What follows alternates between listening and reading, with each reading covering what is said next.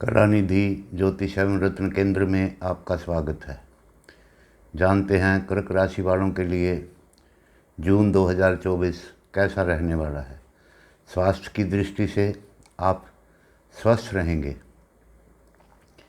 कोई बीमारी आपको शीघ्र अपने प्रभाव में नहीं ले सकती। ग्रहों की अनुकूलता स्वास्थ्य के लिए अति शुभ है। आप अपने इस समय में स्वास्थ्य सुख को प्राप्त करेंगे, लेकिन अगर कोई छोटी मोटी तकलीफ़ होती है तो आपको उसका इलाज तुरंत कराना चाहिए, वरना वह रोग लंबा चल सकता है। इस समय आपके स्वास्थ्य संबंधी मामलों पे आपको नियंत्रण रखना चाहिए। खान पान का ध्यान रखें। उपचार करने की स्थिति का सामना आपको न करना पड़े, इसलिए एहतियात रखना आपके लिए इस समय में ज़रूरी होगा। धन संबंधी मामलों में आपके लिए ये जून का महीना बहुत शुभ है। इस महीने में धन संबंधी बड़े बड़े कार्य आपके सफल होने की संभावना है। अगर कोई डिस्प्यूट चल रहा है तो उसमें निर्णय आपके पक्ष में आएगा और आप विजयी होंगे। इससे आपको बड़े पैमाने पर आर्थिक रूप से लाभ प्राप्त हो सकता है। सरकारी डिपार्टमेंट में आपको कोई काम है, रुका हुआ है, तो आप उस काम को इस समय में पूर्ण कर सकते हैं। आपका कार्य पूर्ण होगा। इस समय में आपके द्वारा लिए गए निर्णयों से आपको आर्थिक लाभ अधिक होने की संभावना है। इससे आपको अप्रत्याशी लाभ होंगे। समय पर सही निर्णय लें। नए काम में भी आप इस समय धन लगा सकते हैं, आरंभ कर सकते हैं। समय आपके लिए अनुकूल है।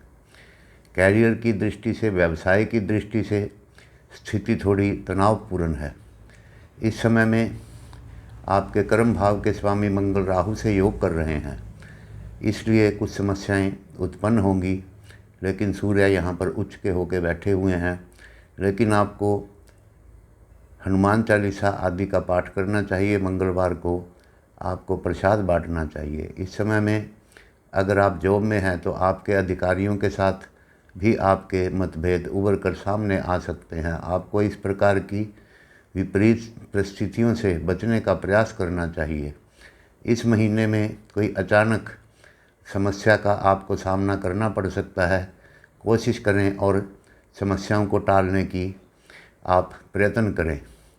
ग्रहों के अच्छा न होने के कारण आपके लिए बहुत उपयोगी नहीं होगा कि आप किसी वाद विवाद में उलझें।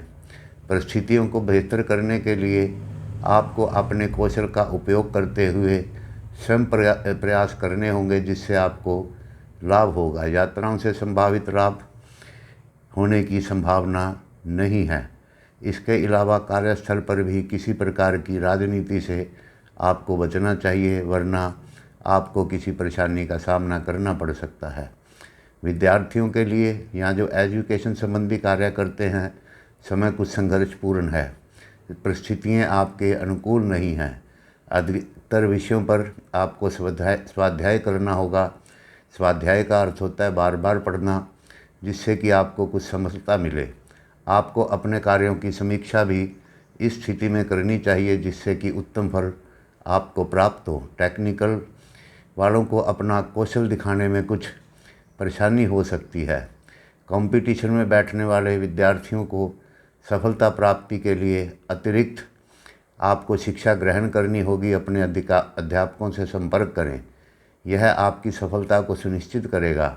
इसके अतिरिक्त कला संबंधी विषयों में अध्ययन कर रहे छात्रों के लिए भी समय कोई विशेष उत्तम नहीं है। टेक्निकल में भी आपको समय सुखद नहीं है। अधिक प्रयास करने पर ही लाभ होगा। अपने अध्यापकों का सहयोग आपको लेना चाहिए। यात्राओं के लिए भी समय कुछ विशेष उत्तम नहीं है, लेकिन फिर भी आप यात्राओं का प्रयोग करने के कुछ सुखद परिणाम ले सकते हैं।